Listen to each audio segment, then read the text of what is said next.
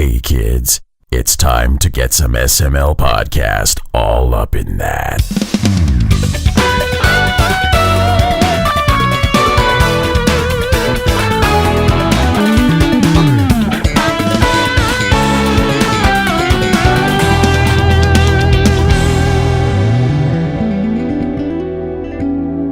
What's up, everyone? This is the SML podcast. I am your host, Joe. Joining as usual, Cole. How are you doing? I'm alive and here. Yay. Yes, you are. And you're not alone.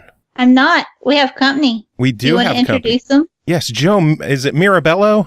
That is correct. That is very good pronunciation of a complicated-looking last name. I try so hard, but of Terrible Posture Games, how are you doing today? I am doing pretty good. It's been a busy week, but I'm doing well. And why would your week be busy? Well, we just released our game MOTHERGUNSHIP. It is out now on Xbox and PS4 and on PC. So it's been exciting right into launch week craziness. And I'm looking forward to the weekend. I think we all are. There's no rest with the weekend, though. There's always something to do. Yeah, especially when you have a toddler. That's what I'm learning. Oh, boy. It's like Bless your heart. Yeah, it's well, my wife right now is carrying a lot of the heavy weights because I've been sucked into the lead up to launch and then the launch with this. So I've got a lot of goodwill built up with her that I need to goodwill karma that I need to she gets to cash in on later on. So I can't change that diaper, honey. I've got to play test this game to make sure it's going to work for launch. Fortunately, the toddler is 99% potty trained now at this point, but it's still things like that. Exactly, precisely, you got it. But at this point, the launch seems like things are going pretty decent. It's been the normal launch stuff, like pushing out a fix to address some last minute concerns that we realized that once you go from a few dozen people play testing it to many thousands, it gets some fun bugs that you didn't expect. So, we've had the normal kind of resolve issues on the fly kind of situations, but it's been pretty smooth, all things considered. The reception's been really warm. People seem to be liking it. I don't know if you guys have heard too much about the game. I imagine you have since you wanted to bring me on, but of course. You want me to give the quick spiel about it? I was just going to say, for the people who don't know what MOTHERGUNSHIP is, give us the sales pitch. Sure. It is a randomized first-person shooter, roguelite-ish kind of thing with a really, really, really over-the-top crafting system where you can make your own guns. You can do pretty much all sorts of absurd things with it, like grafting 4 or 5 shotgun barrels to each other, adding on rocket launchers, giving balance modifiers to all the guns. You basically have an entirely modular building system, like playing with Legos, to make your gun. And we pretty much just say there's no limits and then get out of the way of the player and let them do whatever they want. It's a follow-up game to the last game I worked on, which was a game called Tower Guns. And I basically took what worked well in Tower Guns and refined it, and we tossed what didn't work well. And I should mention that it's not just me. Tower Guns was just me. Now I've partnered with a company called Grip Digital, and we've been co-developing this game from the ground up as a follow-up to Tower Guns. So Grip Digital is located in Prague, and I'm in Boston, and we are spending a lot of time on Skype and Slack. That's fantastic.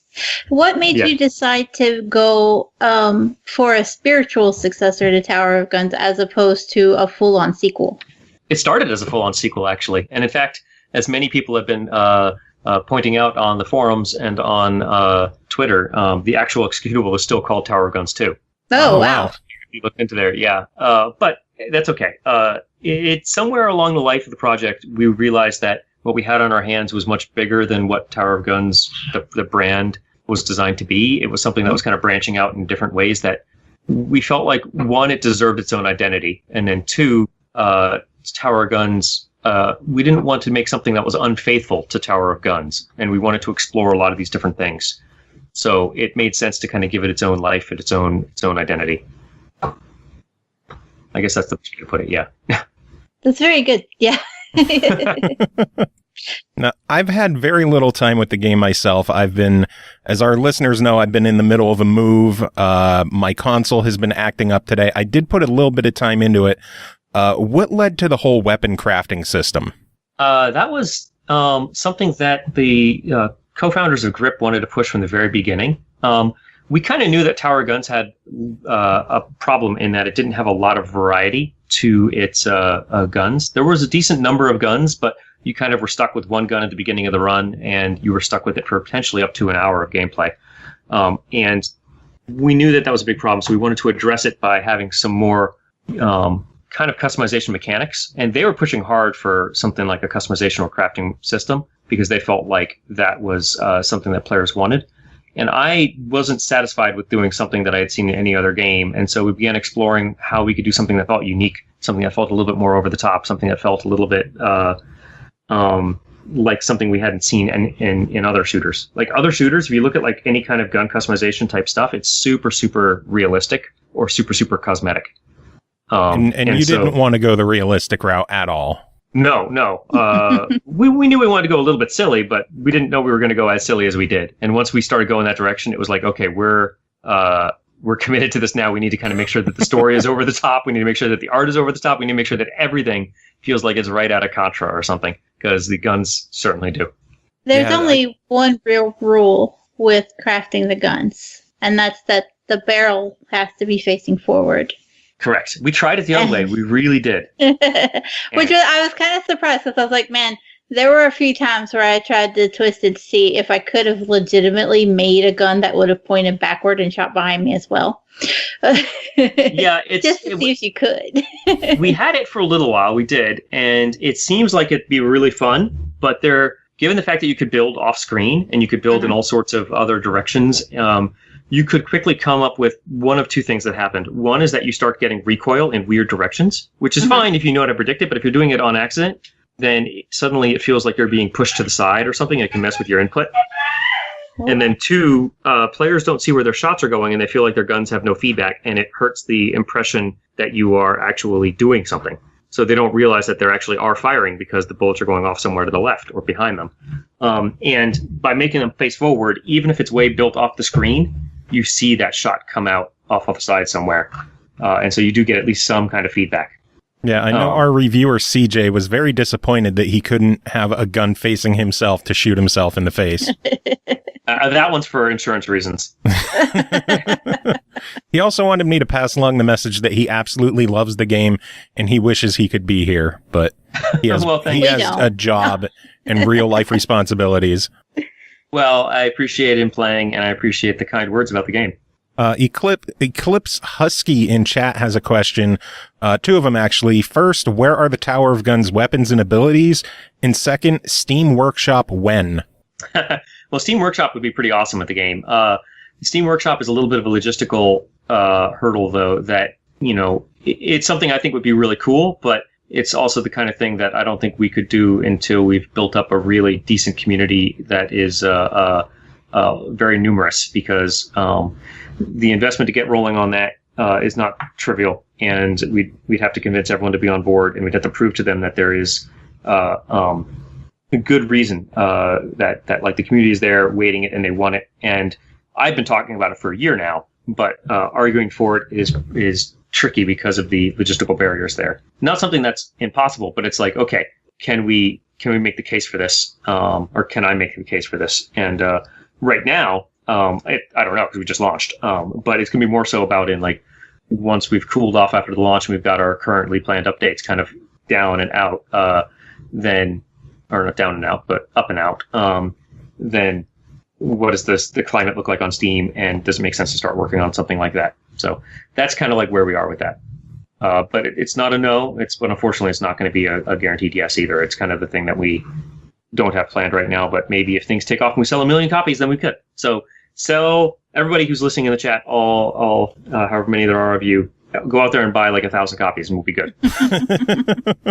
Gift it to everyone. Yes, gift it to everyone.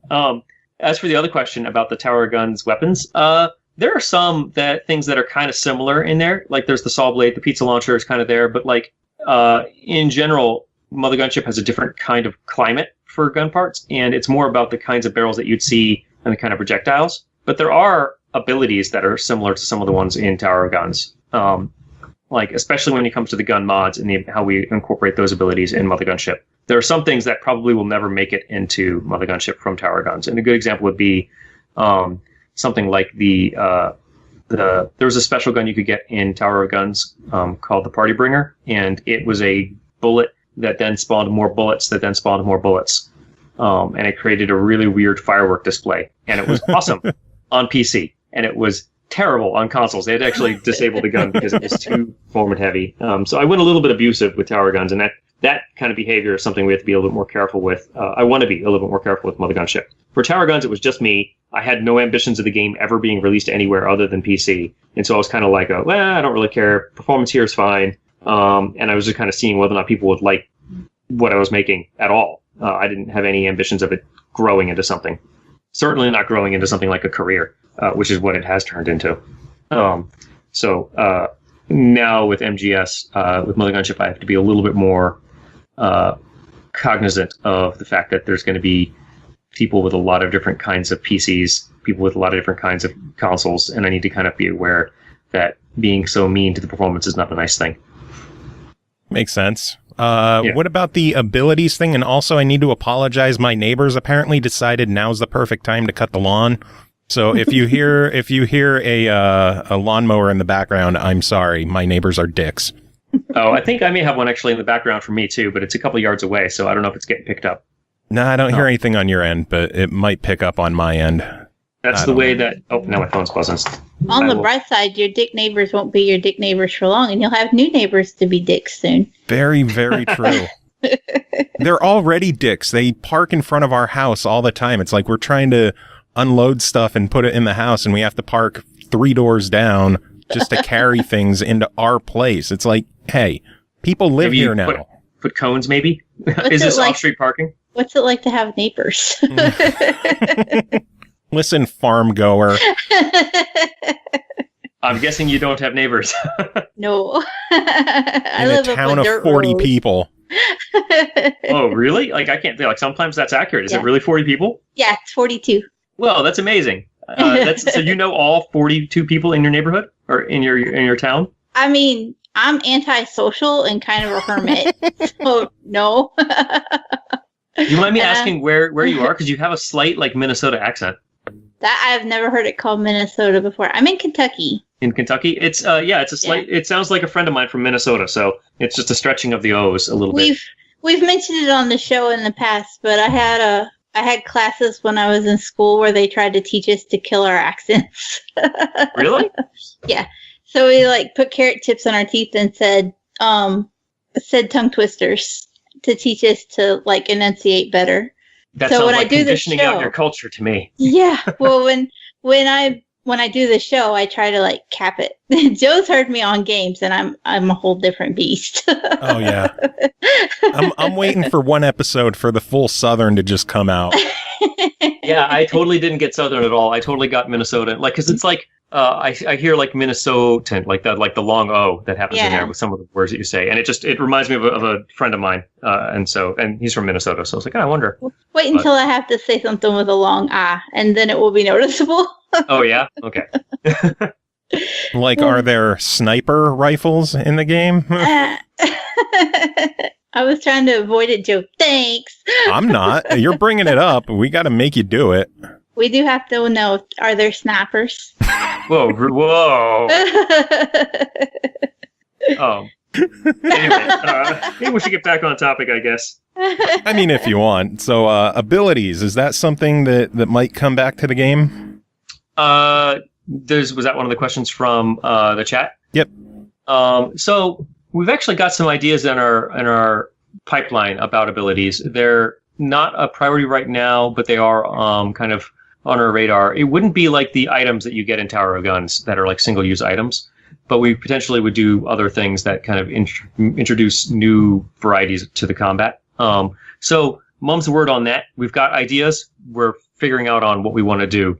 We're figuring out what we want to do and how we want to go forward. So if you have an opinion of that, then hop on over to the Discord and be chatting about it there, because that's where we run things by the community, and that's where we get the opinion of folks. So we have a Discord channel. I guess we could probably, I could probably pass you that link, and you can maybe put it. Yeah, I could put it in the show notes. Show notes, yeah, thanks. I'd appreciate that. I see Nubbins is in the chat. He's all over the Discord. Actually, there's quite a few people from the Discord there. In the chat. So Nubbins has 2 questions as well. The first one being, will there be a full crafting sandbox mode? My guess is that he's not actually gotten to the end game, because there is. He says, I haven't gotten that part yet. Oh, and Eclipse Husky totally, I see it now. Yeah, there is, Nubbins, and it's at the end game, and it's basically exactly what you think it'd be. It's kind of like Endless, only you have access to your entire inventory, and you don't bring anything in or out, and there's no shops. So it's just a place to go play and have fun with your guns. And just a nice big fuck around mode, huh? Yeah, basically it is. But it's definitely a place to build something that's over the top and probably not do kind things to your performance. So we may consider throwing a disclaimer up there in the future. Nice. And then Nubbin's second question, will we ever be able to get a third-person view of the mech holding the gun? I'd like that, actually, a lot. How would we do that? We could do that potentially in a couple of different places. But yeah, I think that would be a lot of fun. So right now, the one place where we really wanted to do it was in the death screen or the win screen. So you like see the gun there, and it'd be an actual 3D model rather than this like cool screenshot that's static. But we'll probably do other things in the future as well. That places where you can see it, but I'm not sure yet where. But we've got it replicated for co-op, so we have it all kind of assembled and ready to go. There's no reason why we couldn't just stick the camera outside the player a little bit and let you see it. We'd have to do some magic to it, but it's not that much in terms of like getting, because right now the player is hidden from first person view, but we just unhide it and show the camera from another view. So it's like, we could. We just need to figure out how and where and when, because it's already, hard work is already done because of replication and because of co-op. Does that mean that there's the potential to customize your mech in its appearance as well? Not yet, but that would be pretty mighty. So that's something else that was on our list and ended up getting cut. But we have thought about that one a lot as well, and it would be, I think it would be good to do at some point. So I'm not sure yet to what level of customizability we go, but it has been on our table, gotten cut, been back on the table, gotten cut, been back on the table. So at this point, it's another one of those like wish list items that I think it would be really awesome to see, but I can't promise it. I just want to be pink. That's why I ask. Well, I mean, who wouldn't? That'd be a pretty cool mech. Yellow, yellow'd be all right. Yeller?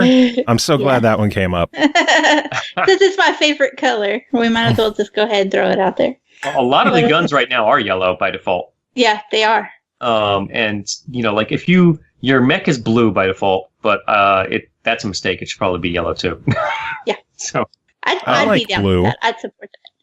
Yeah, it just should be matched to whatever your gun is, and you should be able to change the color of both of them, in my opinion. So you could just have your guns and your armor both change color whatever you want. Well, probably not whatever you want. We probably would like outlaw specific colors that look like the enemies. Like we might outlaw the bright red that they use or something. Maybe not, because we wouldn't want co-op people to think you're an enemy.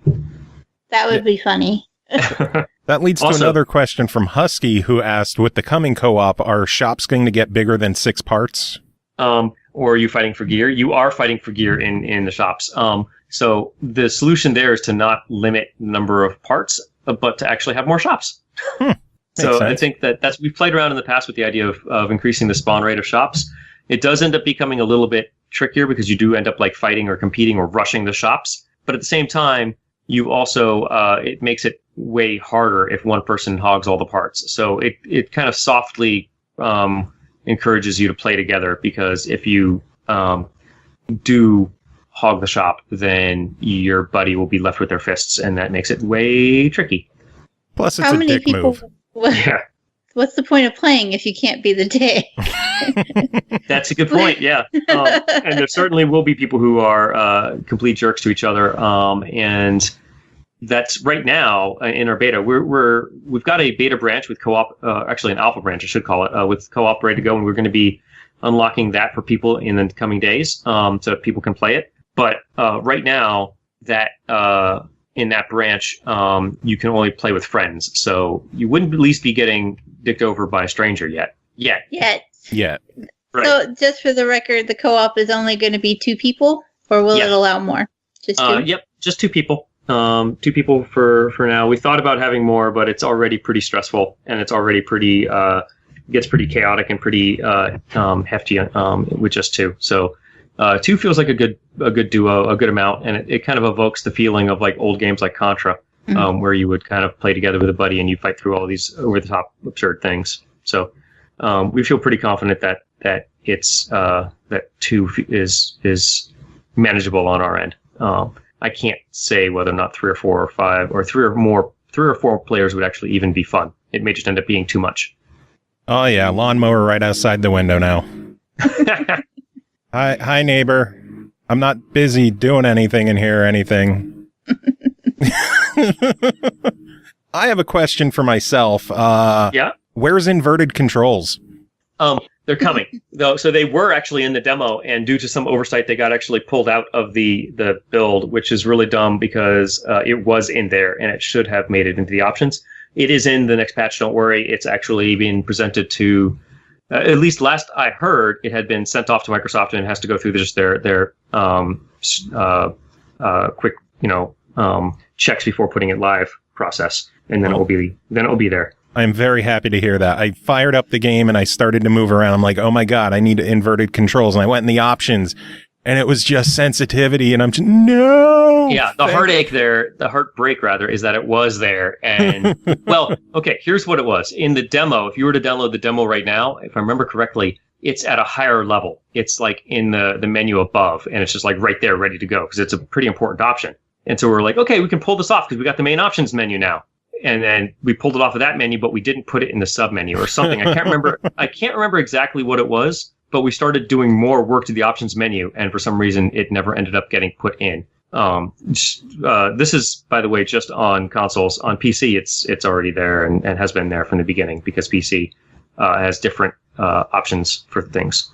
So well, it's good to hear that it's coming. I'm very happy to hear that. Within like I would say within 10 minutes of that launch button being pushed, it was like, where are the controls? We're like, wait, they're there. And wait, no, they're not. What the hell? So that's the rockiest of our launch worries. The fact that we were able to fix that and get a patch already ready to kind of go out, then that's a pretty good launch because there could have been a lot. There are actually some issues that we still need to resolve, but that was the first one. And I'm happy to be able to tell people that it's like, okay, the patch is worked on, we're submitting it, and it should just be in Xbox's hands. They tend to have a little bit of a delay before things go live. I don't know how long, but it's probably a few days.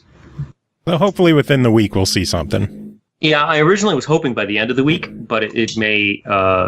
It's looking right now like it'll be a couple of days into the next one. So that's good to hear. So we were talking about abilities. One of the abilities is to be able to do multiple jumps. Mm-hmm. How did you guys decide that 40 or more jumps was just a thing you could do? Well, with Tower Guns, I had that attitude, and like other games will be like, you can double jump, hooray! Now you can jump twice, and I was like, why are we really limiting that? And thinking about it from a gameplay perspective, it doesn't make any sense in a more serious game. It's almost like if you can jump 10 times, why wouldn't you just have a jetpack? Yeah. But at the same time, there was something absurd about spamming the jump button that felt really fun. It felt at home in Tower of Guns because it didn't happen all the time, but you could get upgrades that did it. And when it happened the first time to somebody in Tower of Guns, they would flip their lid. They'd be like, I have 40 or 50 jumps. How did this happen? What's going on? This is absurd. And so I was like, all right, we're keeping that with Mother Gunship, and that's like the spirit of the game, that over-the-topness. We want to make sure that players see that more often, because with Tower of Guns, you could read the reviews of that game, and I could, like, when that game came out, reading the reviews, I could tell if somebody had played the game for 15 minutes or if they played it for a couple of hours. Because almost always the people who had played it for a couple of hours would comment about something absurd like that. And to a positive effect. So I'm like, all right, let's make that happen faster. Let's make sure that people can kind of see it more regularly. Let's make sure that the entire game encourages that level of silliness. And that's been kind of our mantra through all of Mother Gunship. Absurd is good. Absurd is good, and overpowered is good too in small doses. And so, like the gun system, every single piece of the gun system was designed to be giving power to the players, but having a lot of checks and balances so that being overpowered doesn't overstay its welcome. Makes sense. So, Cole, what other questions do you have, since you're the one who put a shitload of time into the game? I did. One of the things I wanted to ask was there's an achievement on Xbox for building a gun with 100 DPS. And I unlocked that surprisingly early, which then led me to wonder, what are some of the crazier DPS numbers that people have put together so far? Because if 100 is kind of like a point of an achievement, but also easily attainable, there's people that are insane, I'm sure. There are, and to be honest, it's everything kind of blurs together with whether or not a game has come. Whether or not the game is in its public release or a beta or the pre-release versions, because we changed so much so quick. I know that I myself have built one on our beta branches that is 2,000 DPS. Lord. How much energy did that take to fire? All of it. Yeah, it did. It was like, actually, it was more like 17 or 1,800. It was close to 2,000. It was like 4 or 5 railguns with like damage up modifiers. It was pretty absurd. But I also built it using cheats, so it doesn't quite count. I mean, in theory, I could have built that gun in reality by farming the parts and like saving them up and saving them all for that one moment of glory. But I didn't in that particular thing because I was testing something. The most I've seen on camera right now has been like 500 or 600. I've seen more in the crafting range because you could just mess around in the shooting gallery. Yeah. And I've seen more there, but in the game itself, I haven't seen more than like 400 or 500 at most for when people have been crafting. So we're starting to learn that. What was that? Top. I think 400 was around my top off too. Yeah, but I also haven't seen a lot of people doing endless mode, and that's where you would start getting even higher and higher and higher. And you start needing to get legendary parts in order to get much higher. I think that DPS is also kind of a not really useful number in the game. I think that it would be better to have an average of DPS and energy costs like spread out, and have it be, because DPS is like damage per shot, basically. And it would be better to instead divide your energy out over that and say energy cost per shot or per damage. So it would be like, like damage per energy unit. And that would be a better number to give people. So like you take your energy bar, divide it by 10, because there's 10 spots there. Take your DPS, divide it by 10, and be like, okay, here's the number of the damage you're doing for each unit of energy that you have. And that'd be something better for people to compare the guns against each other directly, I think a little bit better. Because you could have a gun that only has, 50 DPS, but instead of it actually being per shot, you can fire at a firing rate that's much higher. And so it could be a much more practical gun than a gun that's 100. That's the way I tend to build. I tend to go for weapons that fire more rapidly, even if they don't do a heavy amount of damage per shot. Yeah. But I don't want to... It's all about balancing, like, how you're going to progress with, the damage going in versus, like you were saying, the energy that you're going to use. And I'm one of those people, like, I don't want to pull the trigger and automatically be stuck waiting there for my energy to come back. We're thinking about ways we can also mess with that, too, in the future. So we've got a lot of different ideas about ways to modify things going forward. And we're happy the game is out, and we're happy that people are responding to it well. But this is kind of where the real journey begins, because we want to, take the response from players, and we want to be like, okay, great, here's where we stand right now. What can be better? What can we do to modify this and improve it? What can we do to add to this to make it feel more rich and more enjoyable? It depends on the community, really, and where they feel like the stuff is most interesting. But we are interested on our end in doing quite a bit of more things to the game. It's exciting to work on. It's been fun to see the reactions from people, but we know that this is the beginning of the story, not the end of the story. Yeah. There's a bit of a twist ending without giving anything away. What has the reactions to that ending been? I think most people think it's pretty silly and funny, and in general, I think the reactions have been pretty positive. I didn't write that story with the idea of it winning any awards, but it's been very pleasant. I mean, I seriously wrote that story. Actually, I wrote most of the first campaign story at GDC at after showing the game all day and then having meetings all night. I would come back to my hotel room, start work at 11, and then write until 2 or 3 in the morning. That was how I wrote that campaign. So the fact that it's getting called out by some people as being as being enjoyable, or as being even remotely entertaining is, I feel like I'm so happy. I'm like, that's awesome. I love the fact that this thing that I was, while I was hoping it would be decent, I knew that it was not going to be the reason people play the game. I'm glad that they enjoy it all the same. Even some reviews have called it out, and that's been really pleasant to me. You have potential as a comedy writer, and you didn't even realize it. Well, I did write a while back, a long time ago, I did write a comedy book. I wrote a novel, a fantasy novel that was kind of a comedy fantasy novel back when I used to work in AAA. What's the name of the book? It's called Armpit of Evil, if you feel like checking it out. It's on Amazon. It's an ebook. And it's very silly. A similar kind of humor. Silly and irreverent, I guess is the word. And also lighthearted. Writing comedy is really tough because not everyone... I've seen people who say that comedy is funny. I've seen people who say that the writing in MOTHERGUNSHIP is spot on. But then, there's plenty of people who are also saying, like, oh, man, it was so cringy bad. It was terrible. This is, like, the most unfunny thing ever. Like, you get people who just think it's just terrible, like, just awful. And you can not please everyone. And I found that the biggest thing you can do is just stop trying to make anyone else think you're funny and just laugh at it. If it's something that you think you'd laugh at, then just stick with it. Yeah. I'm genuinely shocked because there were so many instances where I just giggled like a schoolgirl. Because that makes me happy to hear. It was just so goofy. And everything, you're faced with a game where there's just a ton of gratuitous violence. I mean, the guns are obscenely huge, and the enemies you're fighting are larger than life. But it's just so goofy. Yeah, and that's what I was going for. You need that break, or otherwise you're just like, wow, this is awful. I'm just murdering things. Well, there's no blood, though. There's no blood. It's all just shrapnel and explosions and fire and sparks. It's still shrapnel. It still has. You're right. It's despite not being violent, it is intense. That's the best way to put it. I guess the reaction it can elicit in players is still a potentially aggressive one because of the nature of the game. But I've been careful to make it the kind of game that if a 12-year-old got their hands on it and was playing it on Xbox, they might feel like they were getting away with something, but then the parents would see it and be like, "Oh, it's okay." Yeah, so I can see that. I have kids, and generally when it comes to games with weapons and stuff, I tend to relegate those to late night games that I play when everybody's in bed. But this one, I was just like, if they come into the living room, they're just gonna see me blowing up machines.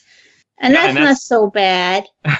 That's been my entire attitude with the game is keep it like that kind of thing. And my 5-year-old actually was in the room during the birthday party sequence. And she was just enamored by that. She was like, look at all the balloons and confetti. I was like, yes, but you can't play this, okay? So when your 5-year-old is 10, would you object to them playing it? I actually have an 11-year-old. Oh, okay. And no, I probably wouldn't. I would just be like, just as long as we don't point guns at things in real life.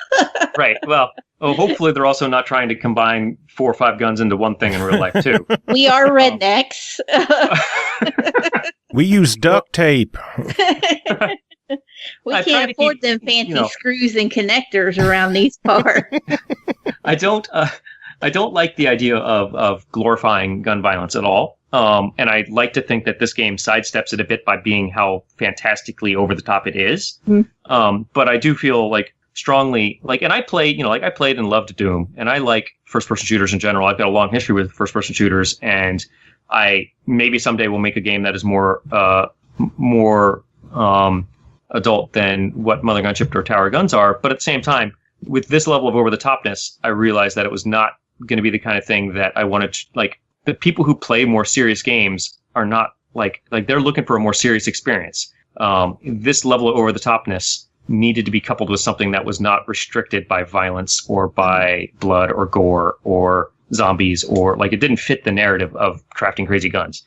It needed to there needed to be a marriage of I guess you would say, age accessibility with the level of silliness of the game. And, I would not want I wouldn't think that this game would be something that little kids would play. But like I said, if a 12-year-old were playing this, they would maybe feel like they're getting away with something because of how intense the actual combat is. But when you measure it up against most first-person shooters, it comes out super tame. Yeah. And that was important to me. For this particular game, and for Tower Guns also was the same way. So yeah, I guess I don't know where I was going with that. That was a long-winded kind of aside, but yeah. We like asides on the show. Yeah. My thought process was that I wanted to make something that was accidentally all ages. So, like most people who are playing the game, it's firmly T for teen, but like the younger kids would feel like they were getting away with something. Speaking of something for the younger kids, Nubbins had another question of if we'll ever get a Staple Hound plush. I would want one of those, maybe not just the younger kids. I think that a lot of people would maybe get a kick out of that. I think I'd buy the shit out of one, that's for sure. Mm-hmm. Staple Hounds are pretty cool. I don't know, maybe. I'd have to talk to my co-developers about that one and see. We haven't even gone down the merchandising road at all yet. I have no idea what the options are there or how it works, or like if you happen to know any merchandising people, send them our way. We'll talk to them. Have you hit up the limited run games folks at all? I've met them at some trade shows, but I haven't talked to them specifically about any Mother Gunship stuff. No.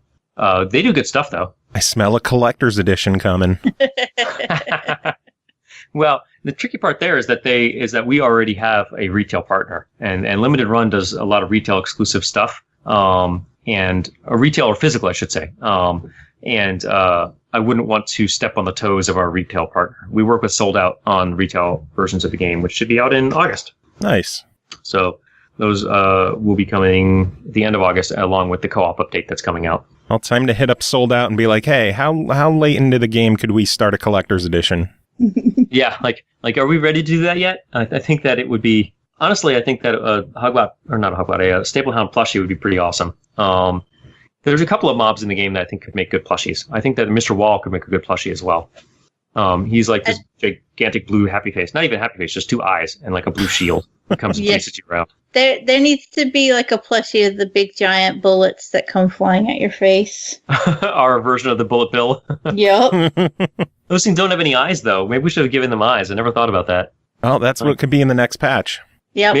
Maybe. That's just be like an option in the menu, and you could click give eyes to bullets and click yes. And then like all the big ass bullets. Yeah. All the bullets suddenly have eyes. That'd be amazing. That would be a very interesting menu option. I don't know how difficult that would be to turn on or off. Huh. Well, now you know what you're doing with your weekend.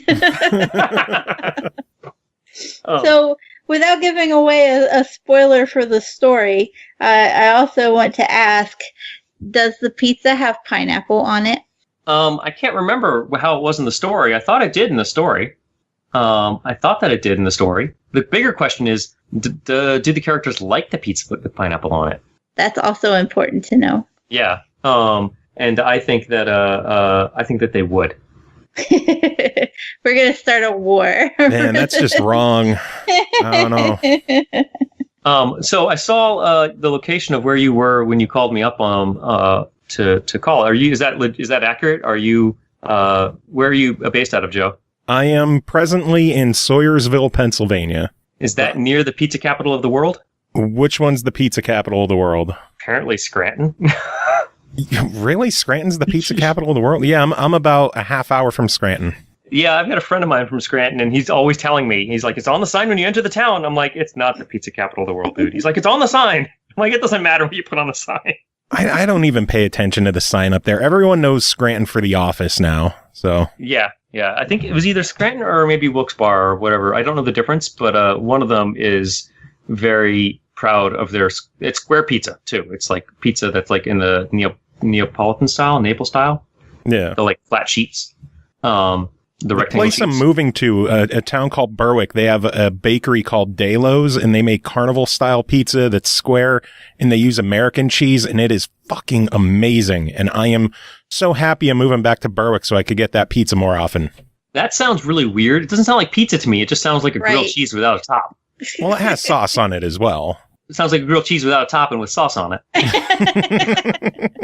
It's delicious. It is delicious. Clearly, it needs pineapple to improve. I've got a lot of relatives from New York City, and so I'm very partial to New York style pizza. And it's hard to beat. If you get a good New York style pizza, it's really hard to beat that. Yeah, especially if it's like the gigantic pieces that are like, super floppy. It's awesome stuff. Well, if you ever find your way down in the Wilkes-Barre Scranton area and you want some good pizza, I'll get you some Delos, and you can let me know what you think. I tried a couple of times as I've driven by there, because I have driven by a few times, and off the recommendations of that friend of mine, and I've been weirdly confused by some of the amounts of sweet onions that are in the sauce. by some of the pizza places in that area. So Yeah, I'm not a fan of sweet sauce. My wife loves it. There's a different definition of pizza at the pizza capital of the world, I find. But if it makes them happy, then more power to them. Yeah, as someone from this area, I have no idea where they got that they're the pizza capital of the world. I don't know, but apparently it's on the road sign or it's on the town website or something. I have no clue. But on that note, I think we've been talking now for about 40 minutes or something. Yeah, it's been a while. I know you didn't have too much time to share with us. Was there anything you wanted to talk about with the game that we didn't bring up? Well, I could mention that it's, we launched just a few days ago, but we are also going to be pushing out a patch in August that includes co-op. And so if players are interested in the co-op, it's coming out very soon. If they're interested in trying it early, we're going to be posting on the Discord some beta codes to actually try it out. It'll be, cutting edge. I'm sure there'll be problems with it. So, you have to be aware of what you're getting into. There's like a little button you have to push to make sure that you understand that you're going to getting into something that's buggier. But if you feel like helping us test out what we're up to, then we'd love to have you. And the Discord in general is a friendly group of people. In fact, I think I know a few of them are here in the chat with us hanging out. So will that be Steam only, or will that be console as well?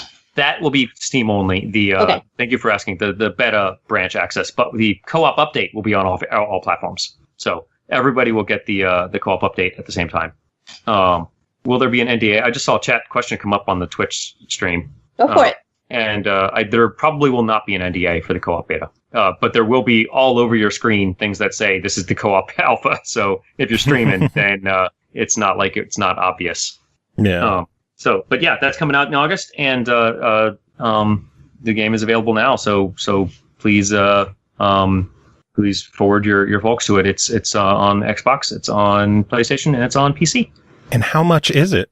It is $24.99, and there will be a retail physical version coming out in August as well, and that is $29.99. Now, will that be on all platforms as well? I know a lot of smaller indie games that get physical releases skip Xbox due to their whole print run bullshit that they've got going on. Will it be on Xbox, or is that PS4 and PC? Oh, as far as I know, it's actually Xbox and PS4 only.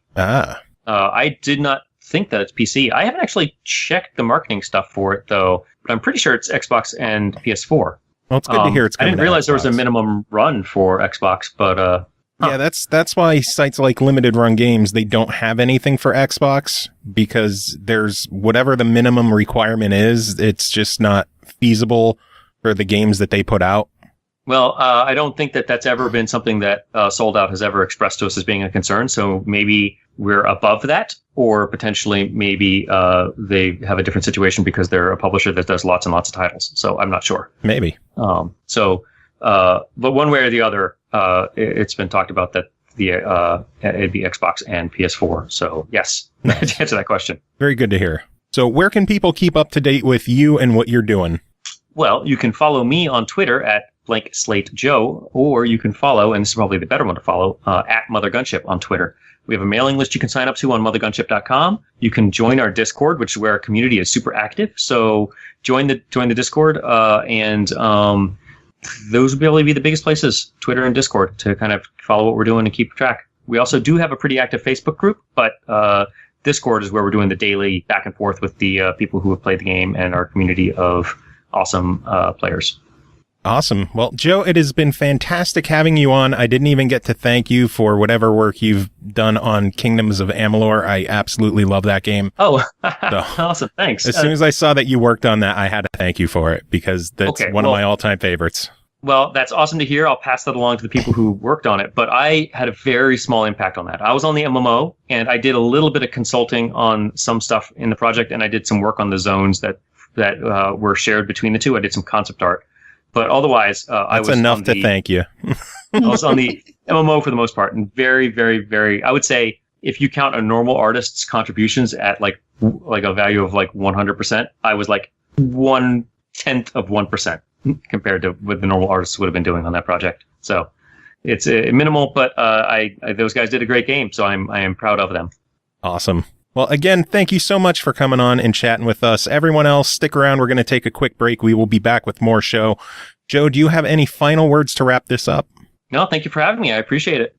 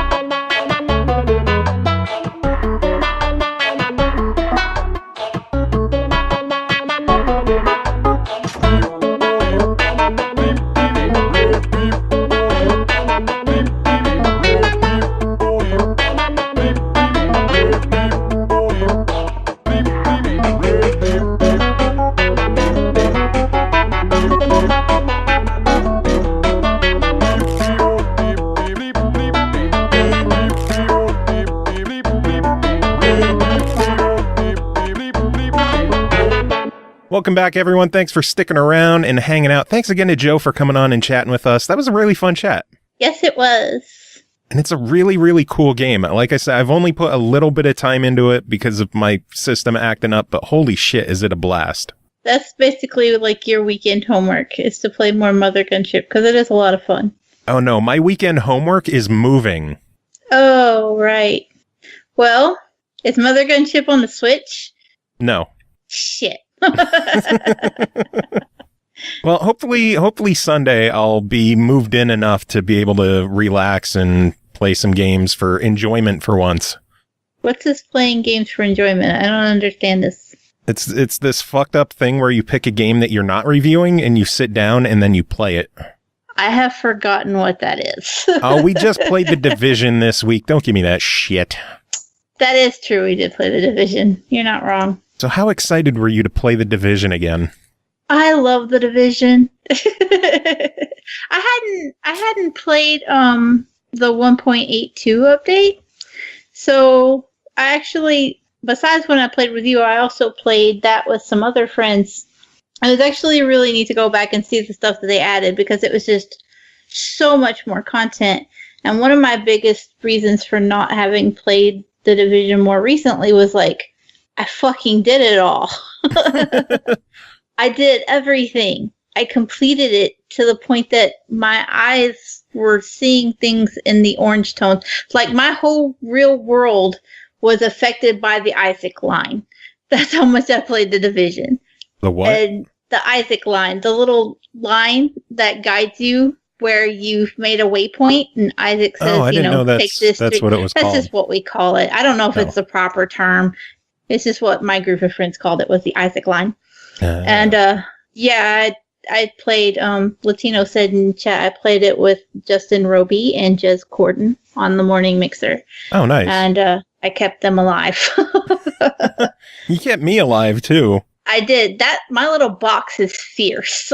Carried my ass.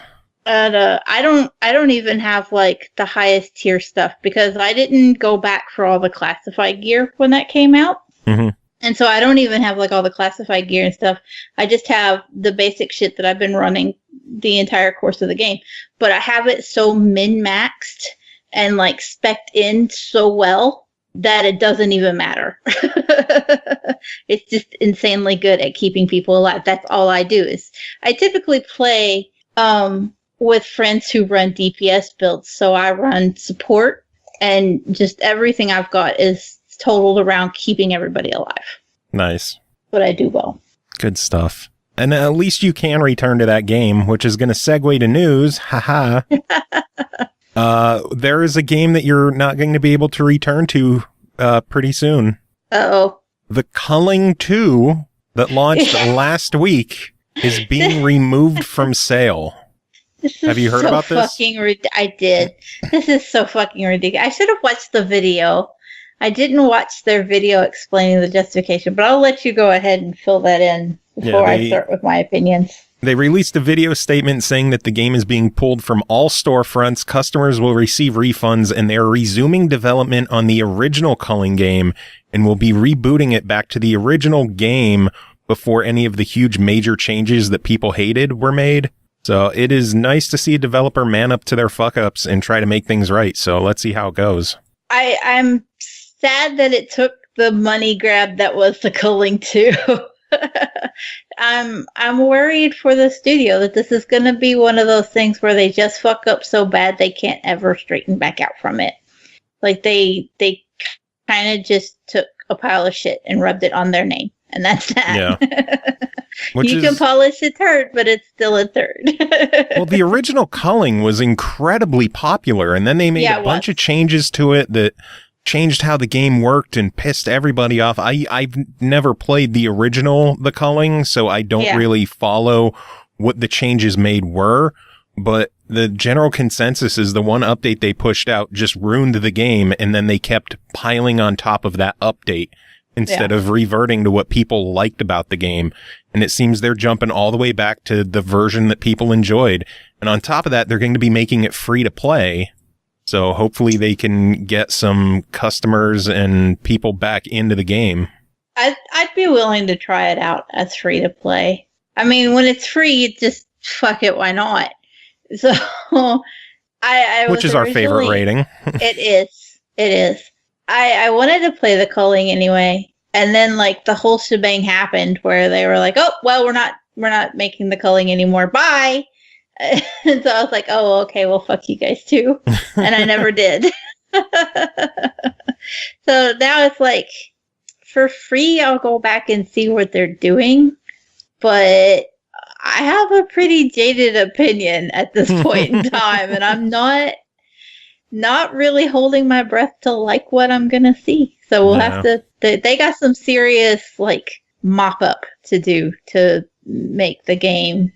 Yeah, at least they're trying though. So it can't hurt to give them a chance and see how it goes. Yeah, I'll try anything once. Getting me to come back for round 2 might be a different story. No. Well, you haven't tried it at all, so this will be your first time. Right. I'm just sad that my first experience with the game is already going to be jaded with, like, if I run into bugs, I'm just going to be like, well, I'm not holding my breath for that to get fixed, And I don't like to have that kind of mentality. I'm hopelessly optimistic in case anybody hasn't figured that out yet. But I generally, like, I see a game and it something goes bad or there's a glitch or a hiccup or something. I'm like, well, there's potential for it to be fixed. But I don't know that I'm going to go into the Culling with that kind of mentality just because it's already on such shaky ground. No.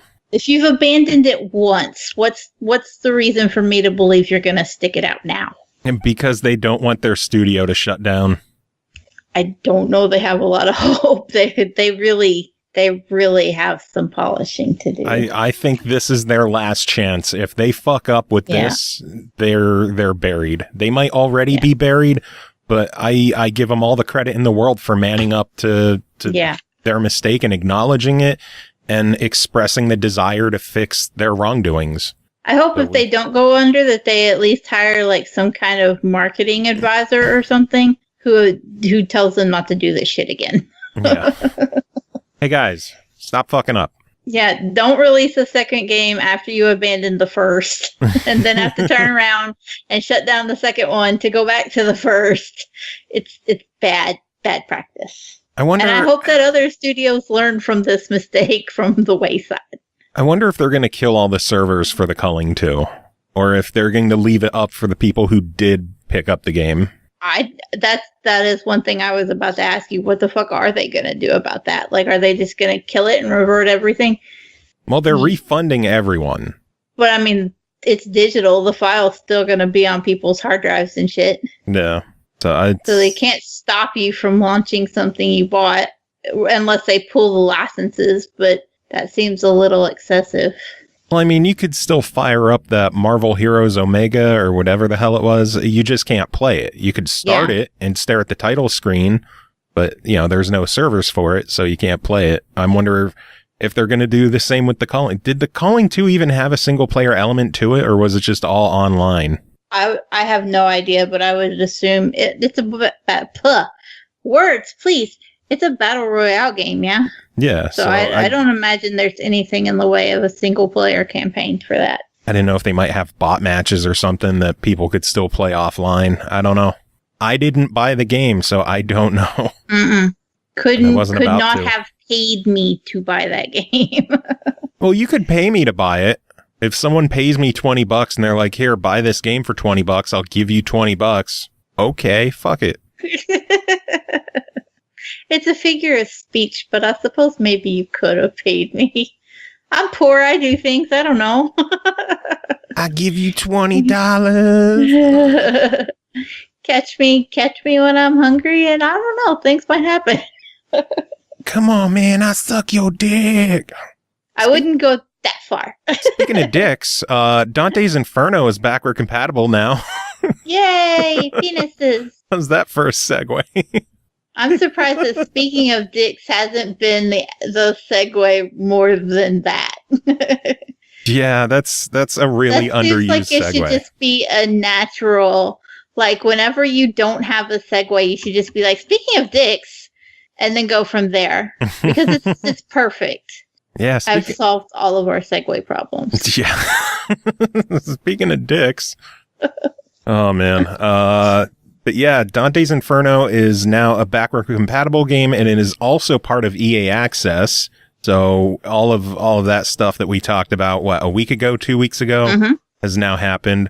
Also joining the backward compatible list is Ruse, RUSE, real-time strategy game or something like that. I've never played that one. I think I have that game. Really? And I think, I can't remember if I bought it or not, or if I had a friend who played it just obsessively. He loved it. And I tend to have bought real-time strategy games to play with him, and I can't remember if Ruse was one I bought or one he just tried to convince me to buy. Physical or digital? I might have it physical. Like, I have a box with all my physical 360 games in number 1's room because she had the 360 for so long. Now number 2 and number 3 had the 360, but they don't have room in their room for the box. So it's still in number 1's room. So I'd basically just have to like go sit down and open that box and see what the fuck's in there. Nice. I tried checking on GameStop to see if anyone around me had it. There was one store in Scranton, actually, that had it. I didn't feel like driving 35 minutes to go buy a $3 game, though. Is it still $3 or did the price jump up? I don't know. I should look. I mean, even if it jumps and it's only like $6, it's still probably worth it because it was, as far as real-time strategy games go, I remember it being a decent one for console. Console and real-time strategy games don't get along in the first place. I mostly played Halo Wars on the 360 for strategy, but I do remember trying Command and Conquer, and that didn't work out for me. Oh, those sons of bitches jacked up the price. It's all the way up to $5 now. 5. See, you should have went and got it when it was 3, man. That's almost double the price. That is. And you could have got pizza if you'd got it when it was 3. I can get pizza anywhere. I had pizza this morning for breakfast. I'm a little jelly, but I also had a fine breakfast. So I had a redneck breakfast. Though. It wasn't normal pizza though. It was chicken bacon ranch pizza. I love like chicken bacon ranch and funky flavored pizzas. My favorite pizza is actually white garlic sauce with spinach and ricotta cheese. That's my favorite pizza. Not for me. Yeah. Spinach. I'm the only person in my family that actually likes that pizza. And so we buy it or I make it. I just make like a little one that I can eat all by myself. Because the rest of my family is like, the fuck is wrong with you with that? I love spinach. That's just a thing. No. Anyway, speaking of dicks. No, speaking of backward compatible games, someone on Reddit posted a picture. They purchased the 2008 version of Prince of Persia, and it was in an Xbox One style case and said it was playable on Xbox 360 and Xbox One, but it's not part of the backward compatibility program. So I'm wondering if that got released a little bit early. I would hope so. Prince of Persia is so good. Yeah, I hope so. I would play the shit out of that again. whenever I had time to play something that I wasn't reviewing. Yeah, which is never. Never. Speaking of buying stuff that you're not reviewing, the Xbox Ultimate Game Sale is now live for 2 weeks and includes discounts on hundreds of games.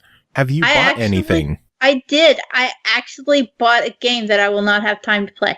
Which one? I bought Virginia. I have been wanting Virginia for a long time. It'd go on sale for $4 and I'd be like, fuck, I don't have money. And then it would go off sale and then I'd have money and it wouldn't be on sale. And then it'd go on sale and I'd be like, fuck, I'd go all over again. So it was a horrible, horrible cycle. But when Xbox Rewards switched over to Microsoft Rewards, I actually racked up some reward points. And so I had some credit on my account. Mm-hmm. And I've like stretched my $12 credit for all it was worth. And I've bought 2 games and DLC for Rocket League. Nice. Out of $12. But I bought Virginia for me today. Nice. So far I picked up Impact Winter and Pinstripe. Oh, Pinstripe is good. And then it's not technically part of the sale, but it's listed in the sale stuff. I picked up Nidhogg 2. That's also, we got to play that now. Indeed. And I have a list. I have a list of shit that I still want. And I showed Ashley and she's like, we're fucking moving. What is your problem? I kind of want to be on Team Ashley here, but it's a sale and there's really good prices. Like, I actually went through the list and wrote down some of the better prices that I saw. Some of them I felt were a little lackluster, and like they were prices that we typically see when these games hit sales anyway. Yeah. But there were a few where I was like, ooh, like Little Nightmares for $10, or with all the DLC for $15. Hellblade is on sale. One of the ones though that I might take advantage of, Dirt 4 is leaving Game Pass, yeah? I think so. It's on sale right now for $19.80. There you go. So if it's leaving Game Pass, my kid, number one, she likes Dirt. Like, it's her favorite franchise, period. She just loves it. And so when I was like, oh, that's leaving Game Pass, you're not going to play it anymore. And she was like, no! Motherfucker, no. Yeah, that would be what triggers Little Miss Southern Belle to drop an F-bomb, I'm sure. Sorry, no more dirt, honey. That's fucking bullshit. This would be the one time she would have one of those teenager temper tantrums because, yeah, like on TV shows, teenagers throw the fits and they throw shit and slam. My kids have never done that because I know I'd beat the red out of their hair. This fucking god. Take away Dirt 4 and we might finally have one of those fits. Taken away. My dirt. I want my. So I might cough up and pay $20 to get her Dirt 4. I scared the shit out of all my cats banging shit right there. They all scattered. They're like, what the hell's happening? Why is he kicking the garbage bag? What is wrong with him? Is there anything on your wish list for the sale that you're looking for besides Dirt? You know, unfortunately, I have most of them. I'm eyeing up. I don't know. Hello Neighbor is still $20. I don't know if I want to do that. Jackbox 4 for $13. I might jump on that. That's a good price. I have it already, though. But it's definitely worth the $13. Marvel vs. Capcom Infinite is only $16, down from $40. So I'm eyeing up going digital on that one. The Ezio collection. That's on sale. And Rogue Remastered is on sale. But it's not like a catch you by surprise kind of price. It's just like, okay, well, if I wait another year. Yeah, I was like, if I wait another year, it might be Games with Gold. Might be. So I just don't feel obliged to buy that at the moment, even though I really want it, because I would like to finish out my absurd Assassin's Creed collection. Your collection. And then the other 2 games I'm looking at are Ride and Cube 2 on Xbox. Cube 2 is good. Yeah. I have it on Deadlight PlayStation. on sale for $4.50 is a good price too. If you missed out on that, there's a lot of really good price. I think someone said Deus Ex Human Revolution. I think that's the one on whatever the 360 game is only $2. I think they said. Yeah. Dead Island Definitive Edition. I think it was like the full collector's edition was only like $13 or something like that. Which is crazy for 3 games. It really is. And I liked Dead Island, so I would be like, yeah, if I didn't have to spend all my money on school clothes this month, I'd be drowning in an even bigger backlog. I got to find out how much money I'm going to have left over after getting gas and food tonight.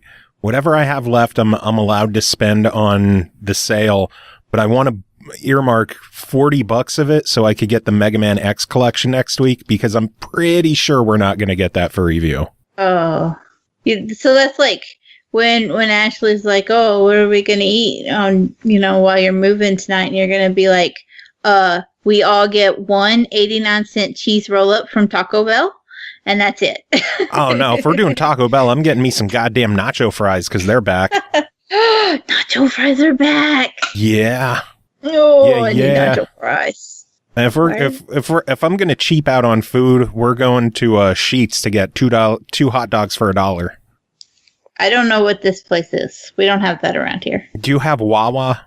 No. What is that? It's basically a gas station that serves food. Oh, no.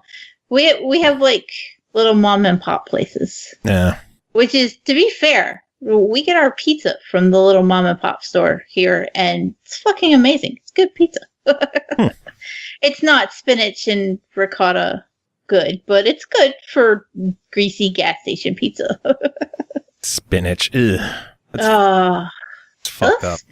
It's fucked up. I'm gonna go eat some spinach after we do this, just because I'm talking about. I'm like, fucking need some spinach now.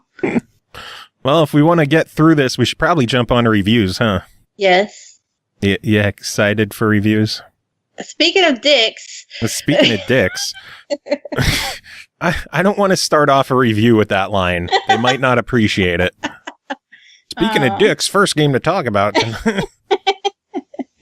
I don't think they would be pleased. Why are you comparing us to dicks? Speaking of spinach, speaking of a total car crash of a pizza idea, first game to talk about is called Danger Zone 2. How's that? That works. That a good segue? Yep. Speaking of car crashes. Danger Zone Danger Zone 2. Wow.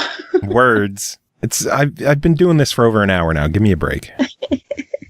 Developed and published by Three Fields Entertainment, released July 13th on Xbox One, PS4, and PC for $19.99. Danger Zone 2 takes the crash action out of the test area and onto real public roads. High-speed driving game featuring speed, boost, traffic, and crashes. Cole, what is this game? Chaos. So this is basically the same concept as its predecessor. You have a car and you are on a highway and you are trying to gather as much speed as possible before you get to the danger zone, where you literally just try to blow the fuck up out of everything. The more chaos and carnage and wreckage that you can cause, the more money you earn. Don't see Carnage, he might show up. That's 2 times. We say the third and it's all over. It's like Beetlejuice. So basically, you really just want to create as much of a wreckage as possible and earn as much money by damaging things as you can. And then you move on to the next area and do it all over again. There are some little shakeups to the gameplay.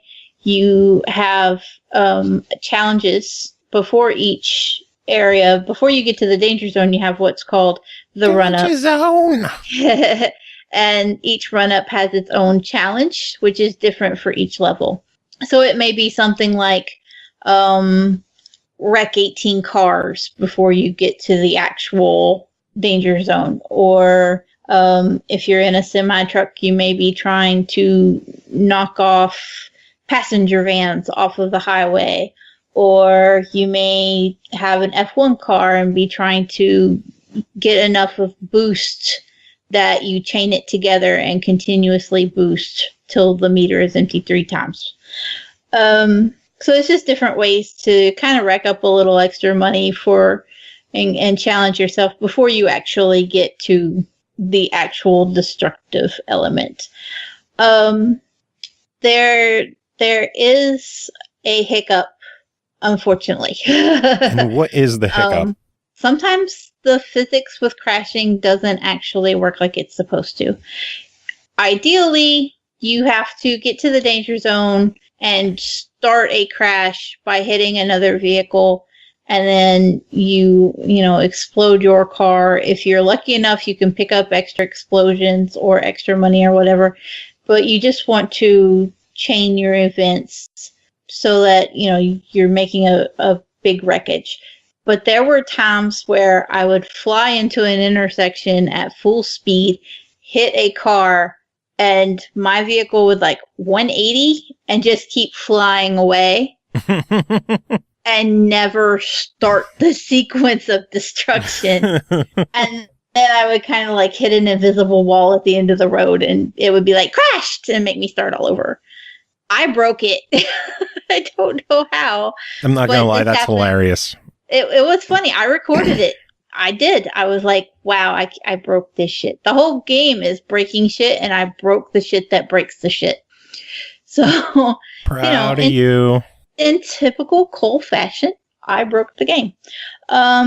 Hopefully that's just something that can be patched eventually, but it did mean that sometimes I just had to start over. And if you've had a really good run up and you've completed the challenge and you've already racked up a good healthy amount of money, and then you get to the actual sequence and the game shits on you, it's kind of a depressing moment. No. I just want it to work. There is a tutorial level with 6 different levels in that, and then there's 3 different regions that you can play through, and each region has 8 more levels within it, and then there is a bonus region as well. So there's a lot of maps to play through and a lot of different scenarios. Everything is kind of modeled after different regions in the US, but the highways themselves aren't modeled after any real areas. So, it has a very distinctly Americana look to the surrounding areas, mm-hmm. but it's not anywhere that you're gonna overwhelmingly recognize. That also means that it can look a little repetitive. It's oh look, there's some trees. Oh, now we're in the desert. Oh, back to some trees. Because there's not any kind of landmarks or anything that you're going to recognize that kind of makes it feel like it's being shifted around. It does just look oh, well, there's some more highway in a different pattern this time. It would have been nice to have seen a little more from the scenery in the surrounding area, especially when you consider that there's games, even like Tour de France has meticulously modeled how the surrounding area looks, and then you got Danger Zone. It's well, there's literally not a building in sight. Yeah, well, Tour de France also didn't have, cars piling up and damage and crashing and all that other stuff. Is it too much to ask for sunflower fields, Joe? I didn't think so. Oh, but man. There was one other hitch, too. Speaking of the cars piling up and stuff, the game has a really impressive draw distance, but there was a hiccup with sometimes cars would still just materialize out of thin air. I don't know if this is an I'm on a 1S issue or not, or if other people dealt with it too, but some of the races, actually, instead of having you just in a regular car, I mentioned it before, you can be in a semi-truck or whatever.